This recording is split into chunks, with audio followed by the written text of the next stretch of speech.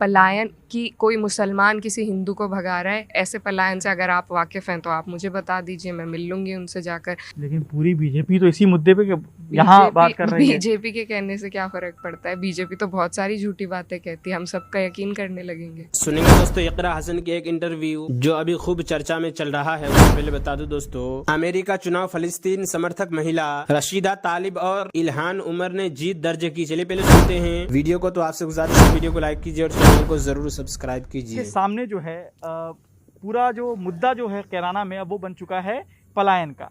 योगी आदित्यनाथ हो चाहे अमित शाह यहाँ आ रहे हो, डोर टू डोर कैंपेन कर रहे हो, प्रेशर में हैं कौन, हम आप या बीजेपी?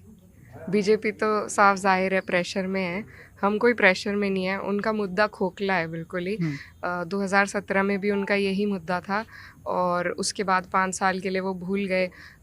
उनके अकॉर्डिंग 300 परिवार गए थे, तो अगर वो गए थे तो ये लोग क्यों नहीं ला पाए? तो मतलब ये भी असक्षम रहे या फिर मुद्दा है ही नहीं। हमारा कहना है कि ये कोई मुद्दा है ही नहीं, कोई गया ही नहीं था यहाँ से।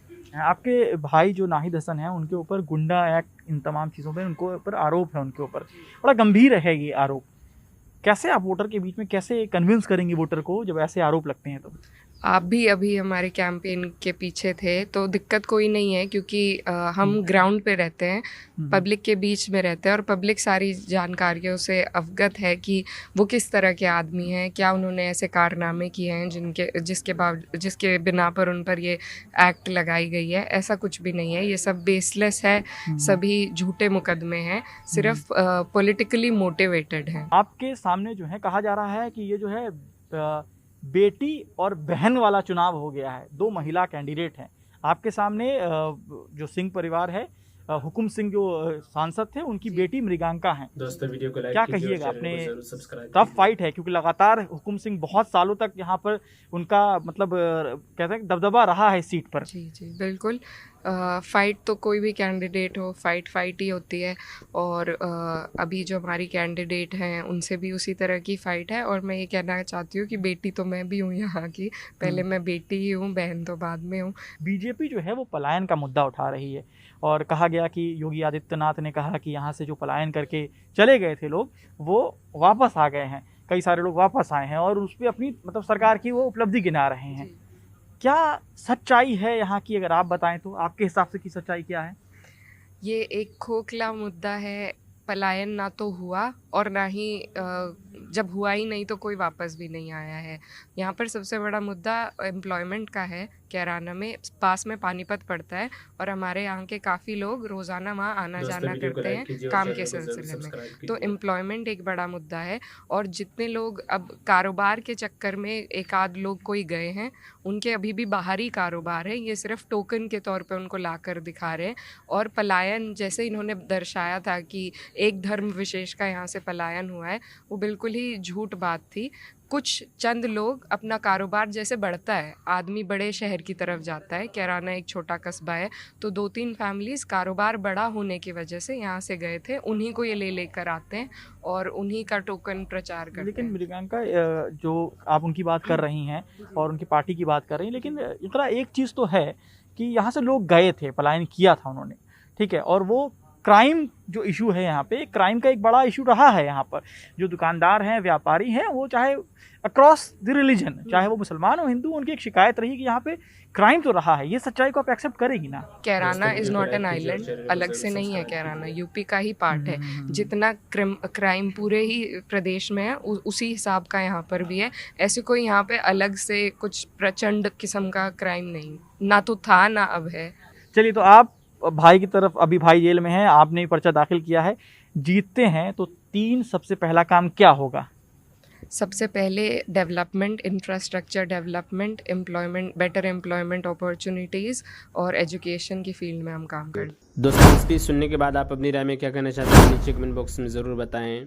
आइए दोस्तों मुंतखब हादिस किताब से मुसलमानों के हुकूक सुनते हैं। ईमान वालों, इंसाफ पर कायम रहो और अल्लाह ताला के लिए सच्ची गवाही दो, खा इसमें तुम्हारा या तुम्हारे माँ बाप और रिश्तेदारों का नुकसान ही हो। और गवाही के वक्त ये ख्याल न करो कि जिसके मुकाबला में तुम गवाही दे रहे हैं ये अमीर है, इसको नफ़ा पहुंचाना चाहिए या गरीब है, इसका कैसे नुकसान कर दे तुम किसी की अमीर गरीबी को ना देखो, क्योंकि वो शख्स अगर अमीर है तो भी और गरीब है तो भी दोनों के साथ अल्लाह ताला को ज्यादा ताल्लुक है। इतना ताल्लुक तुमको नहीं जितना तुम गवाही देने वाले नफसानी ख्वाहिश की पैरवी न करना के कहीं तुम हक और इंसाफ से हट जाओ, और अगर तुम हेर फेर से गवाही दोगे या गवाही से बचना चाहोगे तो याद रखना कि अल्लाह ताला तुम्हारे सब अमाल की पूरी खबर रखते हैं। अल्लाह ताला ने रसूल सल्लल्लाहु अलैहि वसल्लम से इरशाद फरमाया, और आपके रब ने यह हुक्म दे दिया कि इस माबूद बरहक के सिवा किसी की इबादत न करो, और तुम वालिदैन के साथ हुस्न सलूक से पेश आओ। अगर उनमें से एक दोनों तेरे सामने बुढ़ापे को पहुँच जाए तो इस वक्त भी कभी इनको हूँ मत कहना और न उनको झिड़कना, और इंतहाई नरमी और अदब के साथ उनसे बात करना, और उनके सामने शफक़त से इनकिसारी के साथ झुके रहना, और यूं दुआ करते रहना, ए मेरे रब, जिस तरह उन्होंने बचपन में मेरी परवरिश की है इसी तरह आप भी उन दोनों पर रहम फरमाइए। हज़रत अली रज़ियल्लाहु अन्हु रिवायत करते हैं कि रसूलुल्लाह सल्लल्लाहु अलैहि वसल्लम ने इरशाद फरमाया, मुसलमान के दूसरे मुसलमान पर 6 हुकूक हैं। जब मुलाकात हो तो उसको सलाम करे, जब दावत दे तो उसकी दावत कबूल करे, जब उसे छींक आए तो और अल्हम्दुलिल्लाह कहे और उसके जवाब में रहमुकल्लाह कहे, जब बीमार हो तो उसकी इयादत करे, जब इंतकाल कर चुका तो उसके जनाजे के साथ जाए और उसके लिए वही पसंद करे जो अपने लिए पसंद करता है। हज़रत अबू हुरैरा रिवायत करते हैं कि मैंने रसूलुल्लाह सल्लल्लाहु अलैहि वसल्लम को इरशाद फरमाते हुए सुना, एक मुसलमान के दूसरे मुसलमान पर 5 हक़ है। सलाम का जवाब देना, बीमार की इयादत करना, जनाजे के साथ जाना, दावत कबूल करना और छींकने वाले के जवाब में ये रहमुकल्लाह कहना। हज़रत अबू हुरैरा रज़ियल्लाहु अन्हु रिवायत करते हैं कि नबी करीम सल्लल्लाहु अलैहि वसल्लम ने इरशाद फरमाया, जिस शख्स को एक रात बुखार आए और वो सब्र करे और इस बुखार के बावजूद अल्लाह ताला से राज़ी रहे तो वह अपने गुनाहों से इस तरह पाक साफ़ हो जाता है जैसा कि इस दिन था जिस दिन उसकी माँ ने उसको जना था। हज़रत अबू सईद खुदरी अल्लाह अन्हु रिवायत करते हैं कि रसूलुल्लाह सल्लल्लाहु अलैहि वसल्लम ने इरशाद फरमाया, क़यामत के दिन अल्लाह ताला ऐलान फरमाएंगे कि आज क़यामत के मैदान में जमा होने वालों को मालूम हो जाएगा कि इज़्ज़त व एहतराम वाले कौन हैं। अर्ज़ किया गया, रसूलुल्लाह ये इज़्ज़त व एहतराम वाले कौन लोग हैं? इरशाद फरमाया, मसाजिद में ज़िक्र की मजालिस वाले। हज़रत साद रज़ियल्लाहु अन्हु फरमाते हैं कि हम रसूलुल्लाह सल्लल्लाहु अलैहि वसल्लम की खिदमत में बैठे हुए थे। आप सल्लल्लाहु अलैहि वसल्लम ने इरशाद फरमाया, क्या तुम में से कोई शख्स हर रोज़ 1000 नेकियां कमाने से आजिज़ है? आप सल्लल्लाहु अलैहि वसल्लम के पास बैठे हुए लोगों में से एक ने सवाल किया, हम में से कोई आदमी 1000 नेकियां किस तरह कमा सकता है? आप सल्लल्लाहु अलैहि वसल्लम ने इरशाद फरमाया, सुभान अल्लाह 100 मरतबा पढ़े, इसके लिए 1000 नेकियां लिख दी जाएंगी और उसके 1000 गुनाह माफ़ कर दिए जाएंगे। और इक़रा हसन से जुड़ी खबरों और स्पीचों के लिए हमारे इस चैनल को ज़रूर सब्सक्राइब करें। मिलते हैं किसी और वीडियो में ऐसे ही नई स्पीच के साथ। तो जब तक के लिए दीजिए मुझे इजाज़त और रखिए अपना ख्याल। आप देख रहे थे सुनहरे लफ्ज़ और मैं आपके साथ मोहम्मद ताक़िब। अस्सलामु अलैकुम।